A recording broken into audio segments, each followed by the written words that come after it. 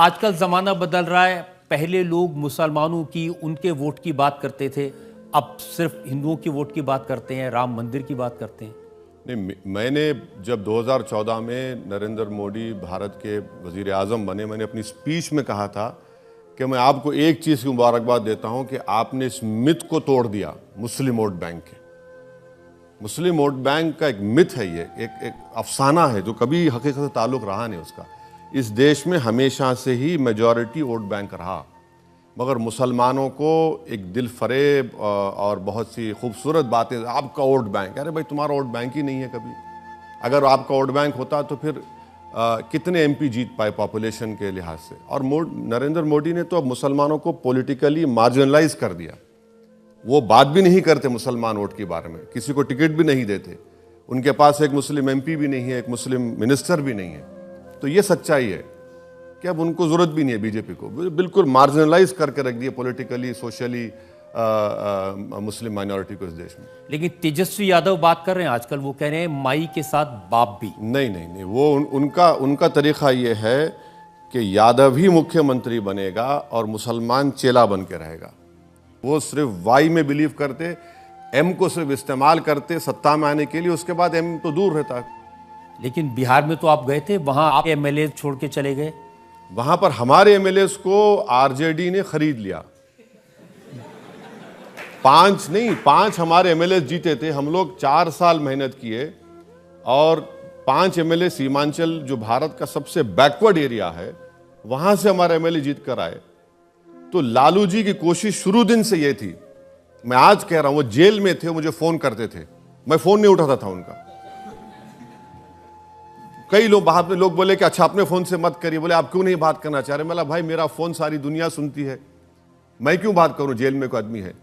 फिर वो किसी और उनका आदमी है, बोला नहीं बात करूंगा। वो बोलते थे तुम्हारे एमएलए हमको दे दो। बोले क्यों देंगे हमारे एमएलए आपको, आप हमारे 5 एमएलए जीते, उन चारों को, बेईमानों को आपने खरीद लिया।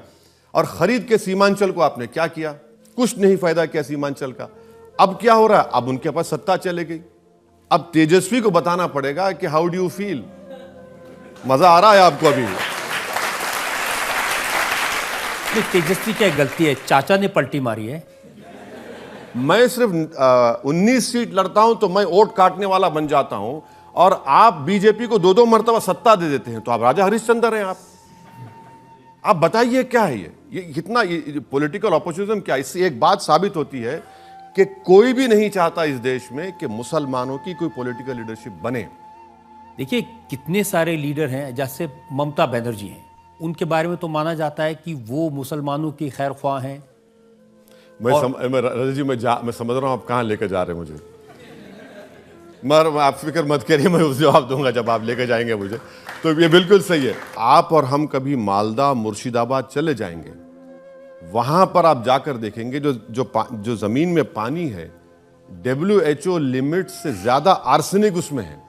अगर आप उस जगह पर चले जाएंगे और किसी मुस्लिम महिला के उंगलियों को देखेंगे तो आपको दिखेगा कि इस उंगलियों पर जख्म है, क्योंकि बीड़ी बनाते।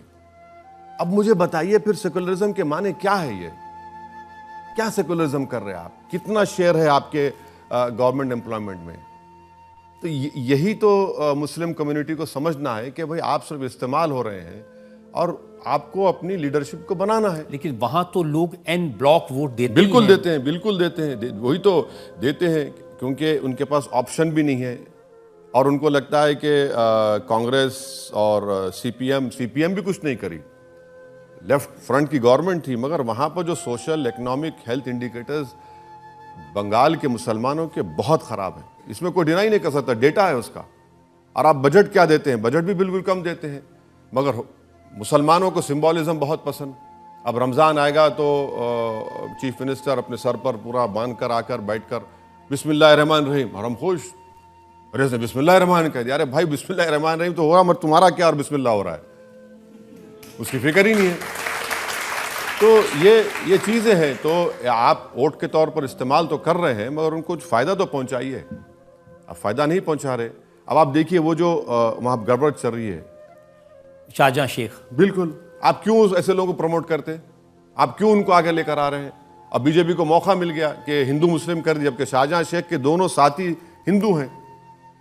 तो ये चीजें हैं। आप मालदा मुर्शिदाबाद मैं खुद जाकर देख कर आया हूं, वहां बुरा बीजेपी हाल को तो है। मौका इसलिए भी मिल रहा है, आजकल सब लोग बीजेपी की तरफ जा रहे हैं। अशोक चौहान भी बीजेपी में चले गए। नहीं, यूपी में जितने समाजवादी पार्टी के अपर कास्ट एमएलएस थे, उन्होंने बीजेपी के कैंडिडेट को वोट दे दिया। जयंत चौधरी साहब की पार्टी के जो 9 एमएलए में 2 मुसलमान हैं, वो भी बीजेपी को वोट दे दिए। अशोक राव चौहान जो मुझे गाली देते थे नांदेड़, जब कभी भी नांदेड़ जाता था मैं, बोले ये बी टीम आ गई, बच के रहो इससे, अब वहीं जाकर बैठ गए जहां हमको बोलते थे कि हम मिले हुए हैं। बहुत से अच्छा है, बेनकाब हो रहे हैं और सब लोग देख रहे हैं कि कैसे लोग सेकुलरिज्म का नाम हिमाचल प्रदेश में तो सरकार ही पलट जाएगी। बिल्कुल सरकार चले गई, सरकार बिल्कुल चलेगी। अब अच्छा ये हुआ कि मैं 10-15 दिन पहले हिमाचल नहीं गया, अगर वहां जाते तो मुझ पे इल्जाम लगाए थे कि वहां पर जाकर इसने किया।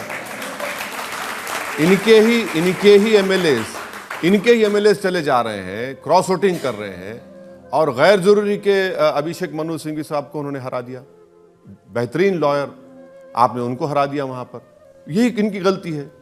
मैं यही तो कह रहा हूं ना कि आप में करेज ऑफ कन्विक्शन नहीं है। आप नरेंद्र मोदी से आइडियोलॉजी पे मुकाबला करेंगे तभी तो आपको कुछ कामयाबी मिलेगी। आप तो बोल रहे हैं कि नहीं, हम उनसे बड़े हिंदुत्व के लीडर हैं, तो लीजिए, भुगतिए।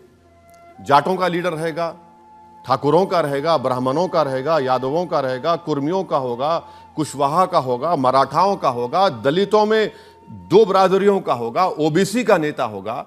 भारत के प्रधानमंत्री पार्लियामेंट में खड़े होकर कहते हैं कि मैं सबसे बड़ा ओबीसी हूं, मगर मुसलमानों का कोई नहीं होगा। भाई 17 करोड़ आबादी है और आपकी कोई पॉलिटिकल लीडरशिप नहीं होगी तो क्या ये हमारी डेमोक्रेसी के लिए अच्छा है? तो भाई 28 साल हो गए आपको कोशिश करते करते, आप क्यों नहीं खड़ी कर सके लीडरशिप? सर मैं आपको कह रहा हूं, 28 साल जो मरज 45 साल से कैंसर की तरह फैल गया हो, वो 28 साल में खत्म हो जाएगा। सबसे बड़ी गलती जो मुसलमानों ने की पोस्ट इंडिपेंडेंट, लखनऊ के उस मैदान में खड़े होकर कहना कि हम सियासत में हिस्सा नहीं लेंगे, हम पॉलिटिकल लीडरशिप से हट जाएंगे और हम इस पार्टी पर भरोसा करेंगे। जिस पार्टी पर आपने भरोसा किया, उसी पार्टी ने जीबी पंत के जमाने में बाबरी मस्जिद में मूर्तियां रखा दी। उसी पार्टी ने मलियाना, हाशिमपुरा, नेल्ली का फसाद हुआ। बताइए फिर आज भारत की पार्लियामेंट में कितने मुस्लिम एमपीज हैं? लेकिन एक ये भी सच है ना कि जो देश के मुसलमान हैं वो असदुद्दीन ओवैसी पर भरोसा नहीं करते। उनको लगता है ये बीजेपी को मदद कर देंगे। नहीं, ठीक है, मुझ पे भरोसा मत करिए, मुझे खारिज कर दीजिए। तो एक शायर का शेर है कि अगर अपने मन में डूब कर पा जा सुराग जिंदगी, तो अगर मेरा ना बन सका तो अपना तो बन। तुम अपना ही नहीं बनना चाह रहे। भाई आप किसी मुसलमान को पूछिए, हाँ ये सब बातें सही है, बनो लीडर। बोले नहीं, हमारे पास वो नेता है, हमारे पास वो पार्टी है, हमारे पास। भाई कुछ नहीं होने वाला है।